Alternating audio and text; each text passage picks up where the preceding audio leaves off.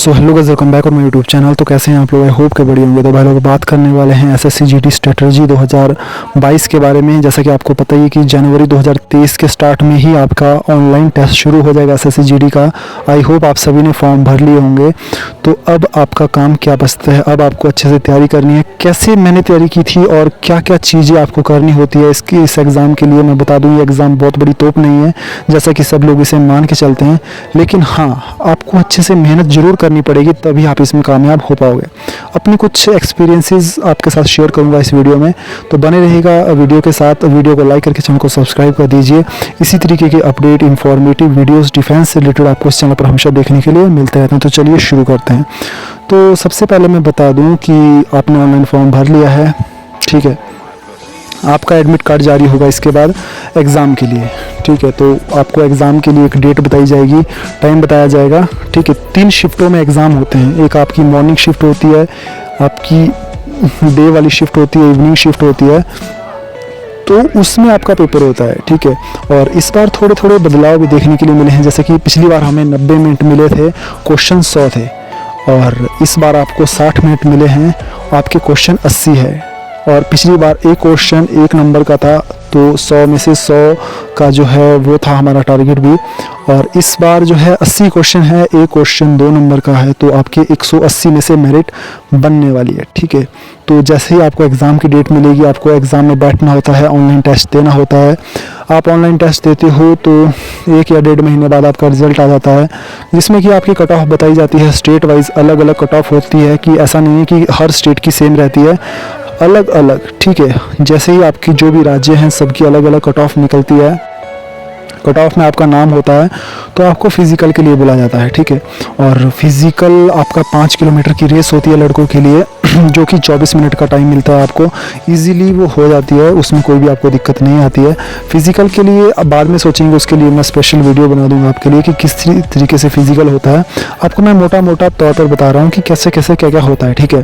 Physical हो जाता है, फिज़िकल के बाद एक और कट ऑफ निकलती है, क्योंकि फ़िज़िकल के लिए इस बार 8 गुना लड़कों को बुलाया जाएगा। पिछली बार 11 गुना लड़कों को बुलाया गया था, ठीक है। 12 गुना लड़कों को बुलाया गया था, तो 8 गुना लड़कों को रनिंग के लिए बुलाया जाएगा। फिर उसके बाद आपकी फिर एक कट ऑफ निकलेगी, उसमें फिर से टॉप 2 को रखा जाएगा। तो अगर मान लो आपकी 10 वैकेंसी है, तो इस बार 20 ही लड़कों को बुलाया जाएगा मेडिकल के लिए। तो फिर जैसे ही आपका ग्राउंड ख़त्म होता है, कुछ दिन आपको फिर से वेट करना है, 1-1.5 महीना। उसके बाद आपकी एक और कट ऑफ निकलेगी, जिसमें कि मेडिकल की वो कट ऑफ होगी, जिसमें आपका नाम होगा, तो आप मेडिकल देने जाओगे। मेडिकल में अगर आप फिट होते हो तो आपकी फाइनल सिलेक्शन डन हो जाएगी, ठीक है। अब बात करते हैं कि किस तरीके से आपको तैयारी करनी है और किस तरीके से आप इस एग्ज़ाम को क्रैक कर सकते हो। मैं बता दूं आपको, लगभग पिछली बार 25,000 वैकेंसी थी और फॉर्म भरे गए थे 72 लाख। तो इस बार एज भी थोड़ी बढ़ा दी गई है, तो एज एक्सपेक्टेड कि 1 करोड़ फॉर्म भी आने की उम्मीद रह सकती है। बिल्कुल इस चीज़ से भी हम मुकर नहीं सकते कि 1 करोड़ फॉर्म ना आए, बिल्कुल 1 करोड़ फॉर्म आ सकते हैं।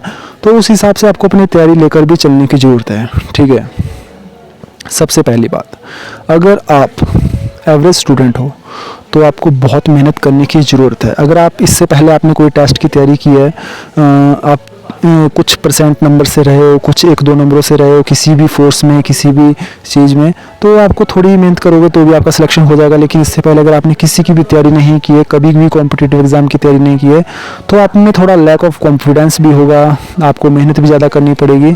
तो इसके लिए सिंपल सा मैं आपको सोल्यूशन बताता हूँ। अगर आपको अपना कॉन्फिडेंस बढ़ाना है तो आपको क्या करना है, सबसे पहले तो पढ़ाई करनी है, नॉलेज गेन करनी है, ठीक है।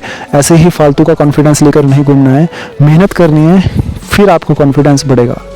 अभी मैं आपको सजेस्ट करता हूँ टेक्स्ट बुक, ठीक है। मैं कोई भी प्रमोशन नहीं कर रहा हूँ टेक्स्ट बुक की, मैं आपको सिंपली बता रहा हूँ कि मैंने क्या किया था। टेक्स्ट बुक पर लगभग 100 प्लस टेस्ट दिए थे, जिससे मेरी टाइम मैनेजमेंट अच्छी हुई थी, मेरा कॉन्फिडेंस लेवल बढ़ा था, मुझे समझ आता था कि क्या मैंने करना है, क्या छोड़ना है, किस हिसाब से मैंने टाइम मैनेजमेंट करनी है। और काफ़ी कुछ सीखने को मिलता था। हर रोज़ अपनी गलतियों को देखता था कि क्या मेरे से गलती हुई है, क्या चीज़ मुझे इम्प्रूव करनी चाहिए, ठीक है। तो इस चीज़ से काफ़ी बेनिफिट देखने के लिए मुझे मिला था, तो मैं भी चाहता हूँ कि आप भी उस चीज़ को, उस बेनिफिट को उठाएं। ठीक है, टेस्ट बुक पर आपको सब्सक्रिप्शन लेनी होगी, वहाँ आप टेस्ट दे सकते हो। टेस्ट आपको देना है, एसएससी जीडी के स्पेशल टेस्ट होते हैं, वहाँ पर टेस्ट देना है, टाइमिंग उसमें लगी होती है, तो अच्छे से अपना टेस्ट देना है, देखना है मेरा नंबर कितनी आ रही है, मेरी रैंक कितनी आ रही है, मैंने क्या गलती की है, उस गलती को अपने क्या करना है, इम्प्रूव करना है। ठीक है, अगर आपका कोई मैथ का क्वेश्चन गलत होता है तो आपको देखना है कि वो क्वेश्चन किस टॉपिक से था और उस टॉपिक को ही पकड़ना है उस दिन, उस टॉपिक को छोड़ना नहीं है। मतलब अगर उस सेम टॉपिक में से अगले मॉक टेस्ट में कोई क्वेश्चन आए तो वो कम से कम वो गलत नहीं होना चाहिए आपका। ठीक है, मान लो आपका परसेंटेज का कोई क्वेश्चन गलत हो गया है, एक मॉक टेस्ट आपने लगाया, अभी टेस्ट लगाया आपने, परसेंटेज का आपको कोई क्वेश्चन गलत हो गया, तो आपको क्या करना है, परसेंटेज वाला चैप्टर जाना है और उसको पूरा दिन उसको मतलब उसका बेड़ा गर्क कर देना है। ठीक है, अच्छे से उसको पढ़ना है, और जब आप नेक्स्ट मॉक टेस्ट लगाओगे अगले दिन, तो इतना ध्यान रहे कि उस परसेंटेज वाले टॉपिक से आपका कोई भी क्वेश्चन गलत ना हो उस मॉक टेस्ट में। तो इस तरीके से ही धीरे धीरे खुद पर आपको काम करना होगा, तभी आप कुछ कर पाओगे। ठीक है, काफ़ी सारे बच्चे बुक्स के बारे में पूछते रहते हैं, तो मेरे भाई बुक्स का ऐसा है कि डिपेंड करता है। ठीक है, अभी देखिए टाइम भी बहुत कम है। अगर मैं आपको मैथ की बुक बताऊं तो आर एस अग्रवाल बेस्ट होती है मेरे हिसाब से। आपको हिंदी ही रखनी चाहिए, जैसे कि 4 सब्जेक्ट है इसमें, हिंदी, मैथ, आपका GK plus science plus current affair. ठीक है, तो और आपका एक सब्जेक्ट बचता है रीजनिंग। ठीक है, तो आप मैथ के लिए आर एस अग्रवाल लीजिए, रीजनिंग आपका यूट्यूब से हो जाएगा, जिसका मैंने चैनल आपको पहले भी प्रेफर किया था, रोजगार विद अंकित से भी हो जाएगा आपका रीजनिंग क्लियर। अगर मैं बात करूं हिंदी की, तो हिंदी बिल्कुल बोलचाल वाली भाषा में आती है, तो उसके लिए भी कोई बुक वगैरह लेने की ज़रूरत नहीं है, कोई भी सिंपल सी जनरल सी बुक ले लीजिए हिंदी की, उससे काम चल जाएगा आपका। मेन चीज़ मैथ है, रीजनिंग है। ठीक है, उसमें आपका नंबर नहीं कटना चाहिए। 20 क्वेश्चन मैथ के 20 में से आपके 18-19 सही होने चाहिए, रीजनिंग के 20 में से 20 क्वेश्चन सही होने चाहिए, हिंदी के 20 में से 20 क्वेश्चन सही होने चाहिए। बाकी जो आपका बचता है जीके वाला section, GK plus science plus current affair, current affair के 20 में से मैं आपको गारंटी देता हूँ 6 से 7 क्वेश्चन आपके करंट अफेयर के आएंगे। ठीक है, तो 6 या 7 में से 6 ठीक करना या 7 के साथ ठीक करना इम्पॉसिबल है मेरे हिसाब से। पॉसिबल भी है, आप पे डिपेंड करता है कि आप कब से लगातार मेहनत कर रहे हो, कुछ लक भी होता है इस चीज़ में। तो क्या करना है आपको, करंट अफेयर डेली पढ़ना है अपना। ठीक है, या फिर आप इसकी स्पीडी ले लीजिए, या फिर आप यूट्यूब से भी पढ़ सकते हो, जो कि आप उत्कर्ष क्लास गौरव सर से भी पढ़ सकते हो। ठीक है, मैंने भी वहीं से ही पढ़ा था, तो मैं आपको एक और चैनल रिकमेंड कर दिया करंट अफेयर के लिए ओनली। ओके, बात करते हैं साइंस की। देखिए साइंस से 1-2 क्वेश्चन आता है, मेरे हिसाब से आप साइंस को मत पढ़िए, साइंस के पीछे मत पढ़िए। जहाँ वेटेज ही 1-2 क्वेश्चन का है, वो आपका अगर होना होगा ठीक तो ऐसे भी हो जाएगा, नॉर्मल सा क्वेश्चन आता है साइंस का। तो साइंस को आपने बिल्कुल भी अपना 1% भी टाइम नहीं देना है।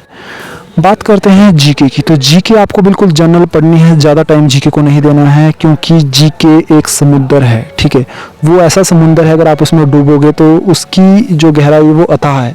अथाह का मतलब इन्फिनिटी है, तो इसमें आपको ज़्यादा टाइम वेस्ट अपना नहीं करना है। एक लिमिटेड सा टाइम आप जीके के लिए रख सकते हो, उसमें आप जीके पढ़िए। करंट अफेयर के लिए अच्छा खासा आपको अपना टाइम मैनेजमेंट रखना है, करंट अफेयर को बिल्कुल सीरियस लेकर चलना है, बाकी हो जाएगा। ठीक है, बाकी मैथ मैंने आपको बता दिया है, मैथ पर डिपेंड करता है, रीजनिंग पर डिपेंड करता है, यही आपकी जो है फाइनल कट ऑफ बनाएगी। बाकी बात करेंगे किसी और वीडियो में कि किस हिसाब से आपको पढ़ना वगैरह है। अभी ये वीडियो ज़्यादा कुछ लंबी हो रही है, बाकी आप अपनी तैयारी करते रहिए। कुछ आप भी क्वेश्चन पूछा कीजिए, ताकि मैं उसकी मतलब रिप्लाई में कोई वीडियो बना दूं, या फिर अगर आपका क्वेश्चन ही ऐसा हो जिसका मैं रिप्लाई कर सकूं, तो उसका मैं नॉर्मली रिप्लाई भी कमेंट्स में कर दूंगा। ठीक है, अगर आपको किसी और टॉपिक पर वीडियो चाहिए तो उसके लिए भी आप कमेंट कर दीजिए कमेंट बॉक्स में। बाकी मिलेंगे किसी और अपडेट में। इस वीडियो को लाइक करके अपने दोस्तों में शेयर कीजिएगा। इसके साथ जय हिंद, जय भारत।